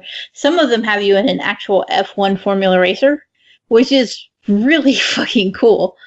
But you're going super fast, and it seems like at times the game can't keep up with spawning the obstacles at the speed you're going. Yeah. So you have the draw distance, and it's insane, and you can see cars at an intersection several hundred yards away. and then boom, there's a blue minivan right in front of you. And you're like, the fuck did you even come from? So I don't know, again, that could very well just be like the 1S couldn't keep up. I don't know. Maybe. I know that the 1X has two different options. One is the game is in 4K and 30 frames per second. Yeah. The other is it's 1080p and 60 frames per second. Yeah. And that's not an option on the S to change anything like that. So, I mean, those options are just gone for me. So I don't know if like the performance issues that I did run into were because of my console. Yeah. But I believe the 1S is 1080p and 30 frames per second. Probably, which would explain cars just poofing out of nowhere. Yeah. And they definitely did. And again, like I said, for a lot of instances, it's not really a big deal. But if you have a really good run going and you've completed your objective and then you turn a corner and there's a car that shouldn't have been there, that's a problem. I'm going to throw out a complaint of my own is I wish the menus and the text were easier to read. Like put a black border around the text to make it easier to read because it's these bright, colorful, scenic areas with a lot of whites and clouds and light colors and white text. White text. And it is very hard to read. Too. It actually took me a few minutes to even try to figure out like some of the settings, and I wasn't sure that settings in the menu just couldn't be seen because there was a cloud behind it. Yeah. And I was like, am I missing it or is it just not there? No. Overall though, go ahead. What were you going to say? I don't remember now. Okay. So overall, $20 on this one. Me personally, as a fan of Burnout's Crash Mode, which is what this game basically is, and the fact that they took it out of the test areas and put it into real life traffic scenarios, I give the game a buy. I fucking love it. I'm going to give it a very highly recommended try it. Again, I played on an S. I did have some performance issues, and that does affect how I feel about it. But I had a lot of fun, and I respect that there were so many different regions to go through. That was a lot of levels, and really the fun comes down to replaying this shit over and over and trying to get better times and getting better goals and, trying to get better scores on the levels. So to have that many options to replay is really good. No. So I do give it a very recommended try. I'd like to see a patch and maybe a little tweaking for 1S players, but I'm not mad at it in any way. I ain't mad at you. It's very cathartic when you've been stressed out and you just want to go smash the shit out of something. Yeah. Anyway, speaking of dicks, next game to talk about is called Mugsters, developed by Reinkout Games, published by Team17, released July 17th on Xbox One, Switch, PS4, and PC for $14.99. Aliens have taken over the planet and enslaved humanity. Only you have the know-how to drive back the dastardly threat, free your fellow Earthlings, and save the world. Cole, what is this game? What? That summary makes it sound like there's a story to this, and like my whole complaint about the game is like I have no fucking idea what's happening here. Now all of a sudden I feel different. I'm like, there was rhyme and reason to this. yeah, there was. Because the game does not tell you jack shit. It literally throws you in with no idea of what's going on. You start in a hub world. It's very low poly 3D world, but just very lacking in details. There's not anything in the way of explanations. There's no tutorial. I know there are people who don't like to have their hands held, but at least tell me where the fuck I am. The aliens were a thing I had guessed because of other levels, and that was just the most of it. But there's no explanations going on here. The plus side is that in the hub world, you can kind of fuck around long enough that you figure out most of the controls. Which I guess is good. It kind of has a sandbox feel to it in the hub world, so you get a feel for what you're doing and just fuck around. I love hub worlds because you could just dick around. That is good. If you're not gonna hold people's hands and say, throw this barrel there, then at least give them a place where they can test that shit out without affecting the game. Once you've, mastered the art of I can pick things up and I can run and jump, then you can actually go over to these little teleporter pads, and what you do is you get teleported to a new island. So each island is its own self-contained level, and you will have 3 objectives, but they are optional. You don't have to carry out these tasks unless you want to unlock a time trial mode. But you should, because that's where the fun is. Because if you're not trying to accomplish these tasks, your only goal is to get the fuck out. Yeah. And it can be very mundane. It's like, okay, well, just run to the plane and bye. And not do anything else. If you're going for time and speed, sure, that's fine. But you really want to at least explore the puzzles and try to accomplish the task. The tasks for each level are pretty similar. They tend to run the gamut of, destroy a certain amount of generators or satellites. And then there will be, collect these mystery crystals. And then you'll also have to save your fellow humans. Or attempt to, at least. The humans are floating in these little tanks, and you need to find a way to bust them out of there. When you do awful, you should say sorry. I'm gonna leave you in a tank, Joe. Aww. Again. So when you do break out your fellow humans, it doesn't take you long to figure out why they got caught in the first place, because the AI is really damn dumb. Their tracking is just really bad, and they follow you, and they'll just follow you around the map while you finish doing the other puzzles, and then once you make your getaway, they tag along. But I had to stop what I was doing to go find and save my AI an awful lot, because they were just stuck in little crevices, or they'd walk behind a rock and then just stay there. There's a rock here. Guess I'm lost. I don't know what to do. The concept of pathing around the rock was just not there. And I'm like, I should have left you in the tank. The fun thing about the puzzle solving is that there's really a multitude of ways to solve most of the puzzles. There's nothing that locks you down to say you have to complete task A or B at any given time. It's just, you want to try to break down that wall with a car? Hop in the car and smash the shit out of the wall. Go for it. You'd rather throw a barrel? Go do that too. There's a lot of fun ways to explore and interact and ultimately demolish the world. And I had a lot of fun with that. But like I said, the dumb AI is really the biggest hitch, because you just have to go save them from some of the most mundane shit. Yeah. Part of me wishes levels had some kind of checkpoint system to them as well. I've had a number of levels where I would complete all the objectives, get all the crystals, save all the people, and then I would just accidentally fall into the water, and you got to start all the way over. All over. Yeah.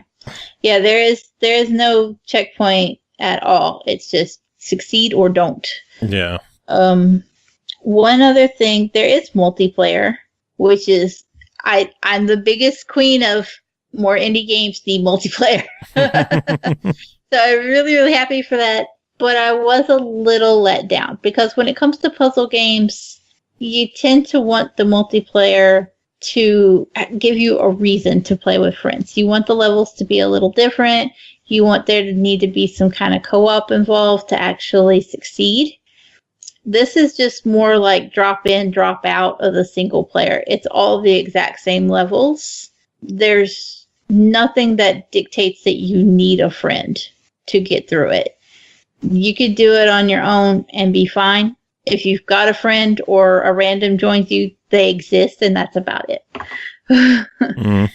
So I would have liked to have seen a little more thought put into creating something more co-op directed for the multiplayer side. Maybe we can get that in some kind of future patch or something, some DLC. I wouldn't be mad at it, but it is a shame that it's just like, well, let's do this again. Well, as it stands at $15, what do you think of it? I do give it a buy it. I had a lot of fun. The puzzles are really interesting. A tutorial would be nice. Not dumb AI would be nice. But it is still a lot of fun. There are a ton of levels. You're going to spend forever going through these puzzles. If you do successfully beat everything, go back and play the time trials then. And there's plenty to keep you coming back. Nice. I'm going to flip-flop with you. I'm giving it a recommended try it. I think it's a lot of fun, but there's just enough hitches that I can't blindly recommend people dropping $15 on it. Maybe check... God, what is with my throat today? Maybe check out a video, see if it's up your alley. If it is, you're going to love it. If not, I don't think this game is going to sell you on puzzle platformers. So, yeah. Fine. All right. But it has online. Yeah, it does. I'm still giving it a recommended try. It's still a good verdict. Don't give me shit. Next game to talk about is called Guts and Glory, developed by HakJak Productions, published by tinyBuild, released July 19th on Xbox One, Switch, and PS4 for $14.99, also releasing out of early access on PC. A game about father and son riding their bicycle through obstacle courses of death and other fun family experiences. Oh my god, this game. First off, did you watch anybody play it?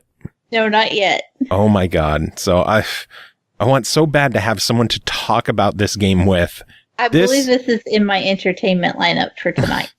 This is basically a mixture of something like Trials or Descenders, where you're riding a bike, and Goat Simulator, where it's just batshit crazy, intentionally janky. I mean, it was developed by one guy, so it's kind of rough around the edges. And then you have insane violence and gore. You are on a bicycle, or, they have other characters in the game. You could be in a car, you could be on a four-wheeler, you could be on a bike with someone in a wheel or like a wagon behind you.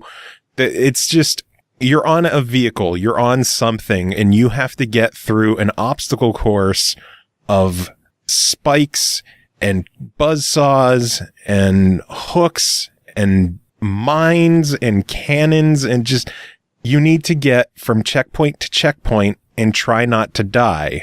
And you will die. You will die a lot in this game, and you're going to laugh the entire time you're dying because of how absurd and crazy it is. Like I mentioned, it's janky and rough around the edges. The controls are going to be goofy. The physics are going to be goofy. But oh my god, this is such a hard game to describe, because it's like trying to explain Goat Simulator to someone, where it's like, oh, you're a goat, but you run around, and it's kind of shitty, but on purpose, and it's funny because of that. It's very, oh god, I don't know. How the fuck do you describe a game like that to someone? This is one of those moments where you wish we weren't podcasting, but like you actually showed the game while we talked about it so that it made more sense. This is one of those games that requires a video aspect to it, and we don't do that because it's audio only. The game is hilarious, though. It is so over the top. It is so crazy. They have options in there to set the blood effects all the way up, or, they have a gore effect that it starts off on the lower setting, but what I obviously bumped it all the way up. When you hit a buzzsaw, limbs go flying. You could see intestines hanging out. Your head goes flying. There's levels where you can run into a buzzsaw and chop your leg off and still continue on your bike. I don't know how you can pedal your bicycle without legs, but I've completed stages without legs. Your son rides on the bike with you, or a companion rides with you. You can very easily lose them, and it doesn't matter at all. They're just gone. Like, you don't need to complete the stages with the people, with both people or all the people. If you, like, there's the Yang family, which drives a car, and you could just plow into things and half the family members go flying, and it's whatever. As long as you're there and in enough of a piece that you're alive, you can complete the stage. And there's a lot of stages in the game. There's a whole bunch of different chapters. Each chapter has, like, I don't know, 8 or so stages to it. So I want to say there's like 50, 60 stages, something like that in the game. So there's a lot to do. Obviously, things get more and more difficult as you progress through. There's some hidden stages you could find in the game. They have a hall of, I think it's just a hall of fame or whatever the hall is, that it's basically a shrine dedicated to all the Kickstarter backers, which I thought was pretty cool. There's hidden stages in there that you could find. Everything in this game wants to kill you. Everything in this game will kill you. It's just hilarious. It is stupidly goofy fun, and I can't stop playing it. I think it's something that is best played in spurts. Like, I've played for an hour and then I've stopped, and then I played for an hour and I stopped. If this is something that you try to marathon for 5 hours, it's going to wear out its welcome fairly easily. But something that you just play in bursts as a stress reliever, or just something crazy to show off to your friends. Like, look how batshit crazy this is. Yeah, it's similar to Octodad, I Am Bread. It's in that category of game that is just kind of janky, kind of rough around the edges, very heavily physics-based, but the physics aren't really on point. I've had my bike sideways on the ground and continued to pedal, and it just made itself upright again, magically. Yeah. I don't know. Controls I wish were a little bit better. I've had, I don't know if it's just the vehicle I'm using, but I would have drift in different directions. It would be hard to line up certain jumps when you're trying to do them. I wish controls were a little tighter, a little more refined.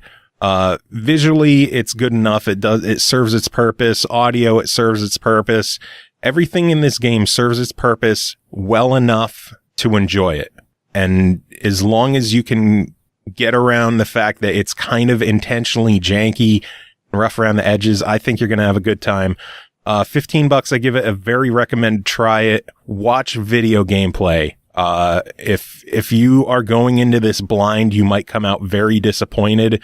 But if you go into it knowing what you're going to be coming into, and you're all right with that, you're going to love it, because it is just over the top, ridiculous, bloody, gory, goofy, crazy fun. Awesome. Yeah. Next game to talk about is called Frost, developed by Jerome Bowden and Stage Clear Studios, published by Digerati, released July 17th on PS4, 19th on the Switch, 20th on Xbox for $12.99. Frost is a deck-building, solo survival card game set on a harsh, frozen world ravaged by a lethal storm. You must lead a group of nomads in search of the refugee, a haven... in search of the refuge, my bad. A haven away from the frost's icy grip. Manage your cards wisely to stay alive and make it all the way to the refuge. Cole, what is this one? This is basically a card building game, like the whole deck building. Which is not typically a game genre that I'm generally interested in. I played Monster Slayers a little while back for a review, and it kind of changed my outlook on this genre, though. So when I saw this one, I had to try it, and I'm so glad I did. This might have turned out to have been one of my favorite games this week. Frost is incredibly challenging. You basically start in the beginning. All you can do is just play the base game on easy mode, and you're still going to lose a fucking lot. Oh god. Basically, you have a deck of cards, and you have food, wood, which is your materials, and survivors. You got wood. You got wood. So you have food, wood, and survivors, and the layout of the game is just one simple screen. You can see your character on the left, who has a couple of lives, typically start with 4, although some of the scenarios change that up. And you're dealt your cards. You will need, for each area, that you travel to, you have to have a certain amount of supplies and people to progress to the next area. So your options are to send your survivors out by basically dragging that card to a certain area on the screen. You send your survivors out to try to find more materials. Sometimes it works. Sometimes they just come back fatigued. Sometimes they die and they're removed from your deck. It's just a crapshoot, just like it really would be if you were sending people out into, the icy wilderness to try to find food and wood. Sometimes you luck out and they bring back extra survivors for you. Like I said, the main goal is to just try to collect enough materials to progress through the next area. So when you've used up all of the cards that were currently dealt to you, you have the ability to end the night. This triggers the frost counter, however. The frost is a pressing storm that is always behind you. In the very beginning, you start with it being 8 days behind you. But every time you end your turn, you get to start with a new deck, a new hand of cards, but you lose a day off your frost counter. So once that reaches 0, the storm catches up to you and you're dead. You have to start over. However, if you manage to progress from one area to the next, you get to add 1 day back to your frost counter. So the frost counter is represented like a dial up in the top of the screen. And every time you rest or you end your turn, you lose a day. And every time you progress forward, you add a day. You can never have more than 8 days between you and a storm, though. So even if you're doing really well, 8 is your max. You can never just stack up a bunch of extra days. So it's all about staying one step ahead of the storm. Basically. There are other encounters that will happen as you move through the areas, however. So you may reach an area that will have an event like a wolf will be there. So if you don't find the materials to craft a spear to fight the wolf, and yet you try to travel, that wolf will take away one of your lives. So you start typically with 4. If you do that too many times, you're going to be dead, regardless of whether the frost is fine or not. You also have the option of not taking away from your overall health, but sacrificing one of your survivors to the wolf instead. You may also encounter other types of events, like you may find farmers, and they say, give us some of your survivors and we'll give you food in return. Or you may find a shaman who can let you trade food, or if you have the ability to just sweet talk them, you might just be able to sweet talk them into giving you a little extra health back. So it's all about planning your trip and getting from, the very beginning to the refuge without losing everybody and everything. And still managing to use your materials wisely. You have to decide, can I afford to rest today to wipe out these fatigue cards so that I can have a fresh hand full of useful cards for the next day? Or am I in a position where I just have to do what I can and the fatigue is just there? Or do I have enough wood to sacrifice for building a weapon, or do I just need to get the fuck out of here and deal with the wolf chopping up one of my people? So it's really all strategy and planning based to try to get through. The funny thing is, the first night that I played it, I was so into it, but I was not beating it at all. And I said, you have to beat it on easy just to start with. And you can't play anything else until you beat the main campaign on easy. Wow. The more times that you try and fail, though, you continue to unlock additional cards that can be added to your deck. So yes, there is the spear that can take down the wolf, but you might be able to unlock a card for gathering, which will let you pay 2 survivor cards in order to get 4 more supply cards. you start to trade in and trade up, and you get those unlocks the more that you play and the more you progress, until eventually you find that, oh, I'm not dying 30 paces away from the refuge. I'm dying with just 5 or 6 places to go. The most heartbreaking is when you die and you're only it says distance to refuge 1. Oh. And you know that all you have to do is just make it 1 more, and then you die. Oh, and it will happen, and it's damning, and you just feel so stressed. And I remember playing it the first night. I played for like 4 hours, just over and over and over. I will figure this out. I'm going to do this. And then I couldn't do it. And I gave up and I went to bed. And then I loaded it up the next morning and I did it my first try.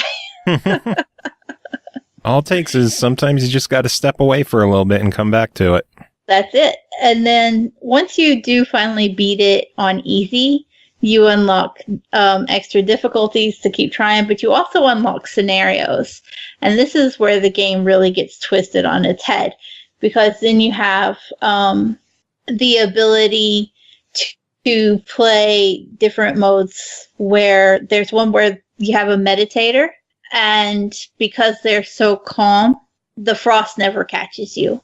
So you don't have to deal with the frost counter. And the goal is just to make it 50 to make it through 50 places, as opposed to trying to get to the refuge and not ever actually having to worry.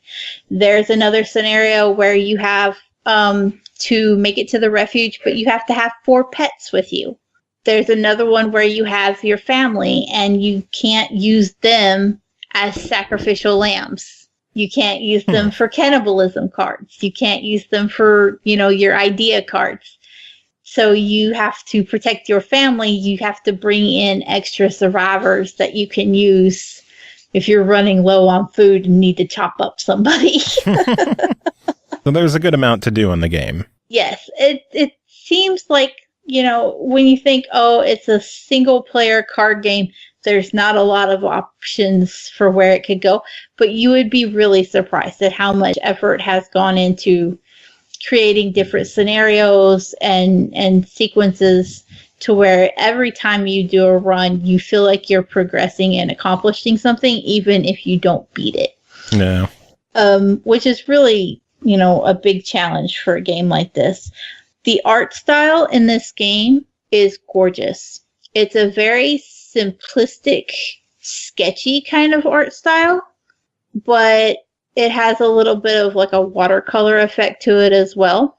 And it's just genuinely pretty, even though it's very minimal. The really cool thing is that you can actually choose day or night mode. So the game is basically very white because you're in a snowstorm. Yeah. And there's not a lot of detail or anything because you are in this barren wasteland of a snowstorm. But you can, if you're playing at night and that bright white light is kind of is kind of a pain, then you can go into the options and play, and it will flip the colors to the negative so that you're playing against a black screen. And it's a little easier on you visually. So that was a really thoughtful thing from the developers. But all in all, though, I just really enjoyed this game, and I hope people give it a shot, because despite being something as simple as a card game, it's really fleshed out. The scenarios are really cool and a lot of a challenge. Cool. So $13 on it. What do you think? Buy this. Buy it now. Okay. Buy it for a friend. Fine then. I will. Buy this thing. This was seriously. I played a lot of shit this week, and this was easily one of my most favorite ones, just because I wanted to sit down at night and not have to think about what I was doing, other than just to kind of get through the scenarios. And I could just sit and casually play this and calm down, and it was a lot of fun. Nice. Next game to talk about is called The Long Reach, developed by Painted Black Games, published by Merge Games, released July 18th on Xbox One for $14.99. At its heart, The Long Reach is an adventure game. Closer inspection also reveals it's a thrilling horror story flavored with sci-fi ideology, psychological context, and a skeptical view on the human psyche. I know you covered this one before on PC, but now it's on Xbox, and I'm wondering, what do you think of it still? I was going to lead in with, do you ever get deja vu? Because the funny thing is, like, do you want The Long Reach? And I'm like, yeah. It sounds familiar. I totally forgot you covered it, too. And then, like, the next day I was like, wait a second. This is one of those rare games that I played on Steam. Yeah. And my computer didn't explode. So, as a refresher, what is this game? Quickly. So, this is a 2D, it's not a side scroller per se, but it is a pixel art style horror game with some really, really weird shit. This takes psychological horror to an extreme. So if you're not comfortable with a game that's going to fuck your brains out, you might just want to go ahead and ignore this one. But if you like testing your mental capacity, here you go. It's set in a scenic little town in New Hampshire, and you start with the story by being introduced to a slacker dude named Calvin. Calvin is on a mission to go to the grocery store because his girlfriend is tired of him being a slob. She just wants him to do shit for himself. That seems all well and good, but shit goes down at the corner store, and suddenly we all realize why Calvin didn't want to go shopping. After that little brief stint, we're switched to a research laboratory where we take over a dude named Stuart. And Stuart is It's not just me. Oh, it's contagious. Participating in a research study, and during that study, he blacks out. When he comes to, the shit has hit the proverbial fan. Nothing is as it seems anymore. His coworkers seemingly have lost their minds, and shit just gets plain weird. So we're left with the need to try to piece together what's going on, because we have no context for literally anything going on. And the way that you do this is by finding things in the world, almost like a point and click, but not quite. You need to piece together objects in the world and manipulate them in ways that are seemingly illogical, if that makes sense. Some of the weirdest solutions to game mechanics I have ever seen are in this game. And you're just, the whole time you're like, I don't know how this is supposed to work, but it does. Like there's one sequence where you basically cut up a dog bone and use it in an elevator to push the up button in the elevator to make the elevator work. And the whole point is basically it's not supposed to make sense. And you're never really sure if you've just gone crazy because you thought to solve the puzzle that way, or if you're a genius because you thought to solve the puzzle that way. You're just like, did I succeed or did I fail? Oh, God. So how different is the game compared to when you played it on Steam? Or is it pretty much the same? It's exactly the same. There is no difference whatsoever. It's still the same quirky. If anything, I do feel like the controls are a little better suited to an Xbox controller than keyboard and mouse. That may just be my own personal preference, though, because I hate playing ship keyboard mouse. Oh, me too. So we've gone over that a bunch of times. Yeah, so I feel like maybe I just thought that the controls were better merely because it was my preferred platform. But it is effective as a controller game. for me, and I thought it played better actually. But it will have you questioning yourself and the people around you. Nice. So, but 15... story-wise, well done. Cool. So $15 on this. What do you think? This is a buy it. I think I only gave it a try at my first time around, but I just enjoyed it far better on console than trying to fuck with keyboard and mouse. And it just feels right with the controller. It just felt better, yeah, and just felt right. So I do give it a buy it. It is a really crazy story, and it's not going to appeal to everybody. I will say, even though I give it a buy it, if you know that you don't have the mind space for psychological horror, take that as your clue to maybe not listen to me on this one. GTFO. But, yeah, if you really like games that are going to leave you going, what the fuck did I just do? Which is my favorite kind of shit. And then that's when I'm at my happiest.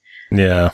Then you're going to have a good time. Happy as a pig in shit, right? No, we say a pig and a poke. Mine's funnier. Yeah, it is. We're Southern, we're polite. We don't say shit in polite company. Anyway, speaking of dicks, you started this, by the way. It's gonna go for. This is how I make my mark on the podcast and change it for the good. And speaking of cocks, yeah, it's a happy chicken, one. with the rooster crowing. Final game to talk about tonight is called The Path of Modus, developed and published by Michael Arts, released July 17th on Xbox One, PS4, and PC for $14.99. Deluxe edition also available on PS4 and Steam for $17.99 and includes the soundtrack. For generations, a village of goblins has been trapped inside a mysterious forest. Anyone who attempts to leave returns hopeless and defeated. Determined to break new ground, a young goblin named Modus plans to build a series of bridges through the forest.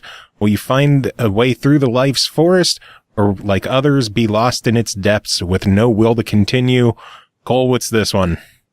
So this is, again, another 2D adventure game. I don't know if you technically play 2.5D, because there are some places where you can like press up and go into other buildings and stuff. It's just 2D. But it's still basically 2D. You are following the story of a little goblin named Modus. I bet you couldn't guess that. Shocking. Based on the description I read. But it is, essentially, it's a coming of age tale, if you will. You guide Modus through the 3 phases of his life: childhood, adolescence, and adulthood. And throughout the entire story, he's being ragged on, being told he can't do this. Nobody leaves the forest. Just get a job in the factory like everybody else. And it's basically a metaphor for the struggle of trying to be a working artist compared to everybody thinking you should have a desk job at a factory, you know? Like, it's not at all shy about the parallels it's trying to draw. And that's fine. There's a lot of important parallels being drawn between the needs to sacrifice to be considered an adult and just accepting the world for what it is, or do you push through and overcome your obstacles to achieve your dream? It's a very touching, charming little story. What about the gameplay? I'm getting there. Gameplay is very simplified. There is a little bit of platforming. There are enemies you will encounter. Basically, the other goblins will stand in your way and hurl hurtful words at you. Mostly this boils down to the word nope flying across the screen at you. Not a lot of variety. They don't overly insult you, and except for the ones that you actually have dialogue with. But the way you deal with this is by shouting back, hey. Hey, listen. Hey. Yeah, hey, it's just, listen. Hey, every time you do anything. So there is a trick to it. The ones that are the enemies, their words will be color-coded. So obviously you'll want to hit B to say hey back in red if it's going to say red so that it blocks it from hitting you.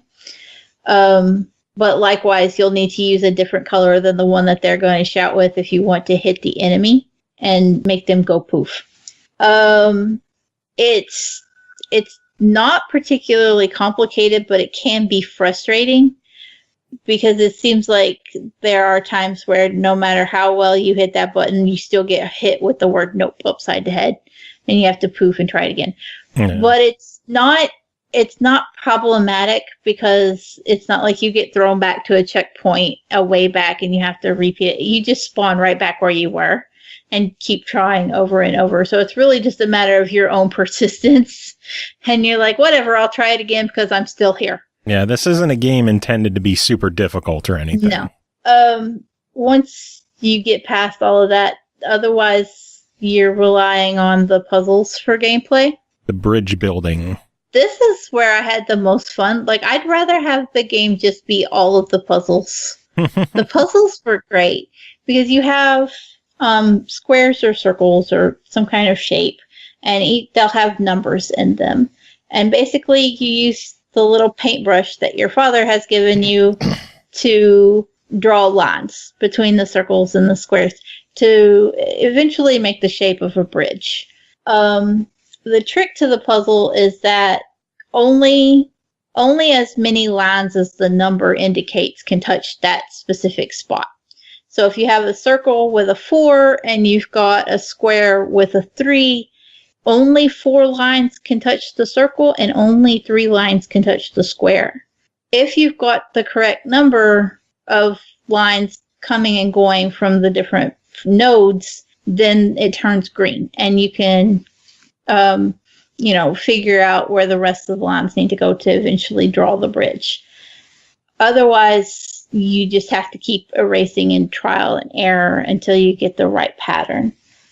I got through these really quickly. I struggled on a couple of them. Some of the bigger ones with the higher numbers. These puzzles didn't click for me like they did for you. I made them through them. I just struggled on a couple. One of the things that with the puzzles for me is that I worked basically on one side at a time. And so once you've got half of it and everything is already lit up green, you're like, yeah, I'm just going to duplicate that on the other side. And you're done. So it meant that I was rolling through these fairly quickly. Which leads us to the point where my first playthrough only took me about 45 minutes. Wow. And that was with finding all of the notes and collectibles and exploring all the different areas. I have heard some people have taken longer, but even still, I would say if you really struggle with the puzzles, you're probably going to look at about an hour and a half for your first playthrough. And that's if you're slow and you struggle. Yeah. That said, this is a game that is meant to have 2 playthroughs. There are different ways that it can end. And once you've played through it the first time, the game challenges you to go back through and replay without actually attacking anybody to change the course. So rather than fighting back when there are goblins hurling insults at you, you want to take the high road and get the high road medals. There are 24 of these where you have encounters with other goblins, but you don't make them go poof by saying something mean to them. So it's basically a pacifist run. That's taking me far longer than the first because I just want to tell them fuck off and get out of my hair and let me go paint my bridges. There are extra puzzle bridges and bridge puzzles that you can't encounter until you're on that second playthrough as well. So that will add a little bit of extra time. You could probably spend 3 to 4 hours in the whole game. Which is pretty good overall. It is pretty good. I think the shortness of it is both potential source of contention, but also a source of glee for people who are just achievement hunters and want to get through it. And realistically, it's a two-man show for this game, and they've done a fantastic job with the art. They've done a fantastic job with the music. I really recommend. I wish Xbox had a way to buy soundtracks, because this one is really good, and I really enjoyed the music. The story is, I mentioned charming already, but it really just feels like the best way to describe it. It's really a charming story. Even if maybe the gameplay with the platforming stuff isn't the most solid, because there are times where some of those jumps just fucking don't work. Yeah. And I'll say it's good to see a more wholesome game after all the violent games that we've covered on the show, all the intense games. This is very much a wholesome, intended for an all ages kind of audience type of game. Yeah, it really is. And this is one where, like, you could see sitting down with your kids and talking about the content of the story, and, you know, how Modus has to decide which path he's going to take. Is he going to take the high road? You know, is he going to get through and push through the forest, or is he just going to be like his father and settle for what life has to offer? Yeah. It really is like a dialogue opener. If you're a parent and have kids that you want to have that kind of talk with, here's a good way to bring it up. Break that ice. Yeah. Don't segue with, speaking of dicks, segue with, hey, remember when Modus didn't know if he was going to be an artist, or you know, you're getting bullied. How would you deal with bullies? Right. Stuff you know, like that. Is it better to fight back, or is it better to... And even some adults really need to have that conversation with themselves too. So I really recommend it on that regard. Cool. So $15. What do you think of it? I give it a really recommended try. It's a notable effort. I wish that some of the platforming controls were a little tighter, and that I wouldn't just randomly fall off of platforms. And I wish there were more of the bridge puzzles, because those were great. But otherwise, it was still a good experience. I agree. It's short, but it's sweet and it's charming, and I really enjoyed it. Did you find the URL? No, I didn't. There is a hidden URL, and if you go to it, it redirects you to a YouTube page with the developer talking about his experiences of becoming a game developer, despite it not being the most ideal circumstance. Oh man, now I have something to go back and look for. Yeah, it's very incredibly heartwarming, and it's also very informational. Like, I hope that there are people who aspire to be developers who see that, and maybe, I've mentioned before, my daughter wants to be a developer, and I actually sent the link to her and was like, hey, you should check this out. So nice. Well, that is it for this episode. Thanks again to Joe for coming on and chatting with us. That was really a lot of fun, and the game is batshit crazy, insane, and worth checking out. Not sure how you feel about that one. Yeah, I agree. I had a blast with it. I really did. I'm looking forward to co-op, because I want to drag somebody else into that insanity with me. Yeah. Well, maybe we'll have to do that instead of the Division. Maybe we'll co-op on that instead of the Division next time. Why does it have to be instead? Why can't it be as well as? Because we can't play 2 games simultaneously. Want to bet? I mean, don't test me. I like challenges. True. I do have 2 Xboxes I could use. I do too. Picture in picture. Wait, we could use Snap Mode if it still existed. Aw, rip. I'm sad. But on that note, speaking of dicks, that is it for this episode. Cole, do you have any final words to end it? Play games and have fun. I really thought you were just going to say dicks. I know, but I just wanted to throw things off because I felt like dicks was the expected response. And dicks is like an expected response from me anyway. Dicks. Dicks.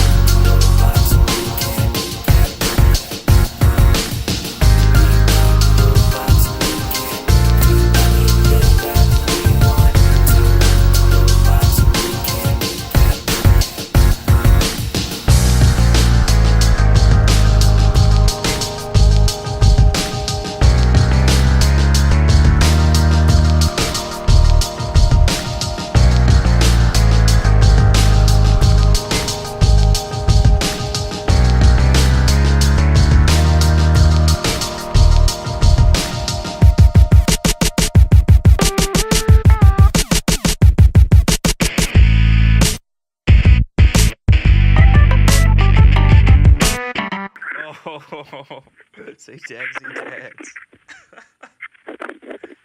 Say dogs eat frogs.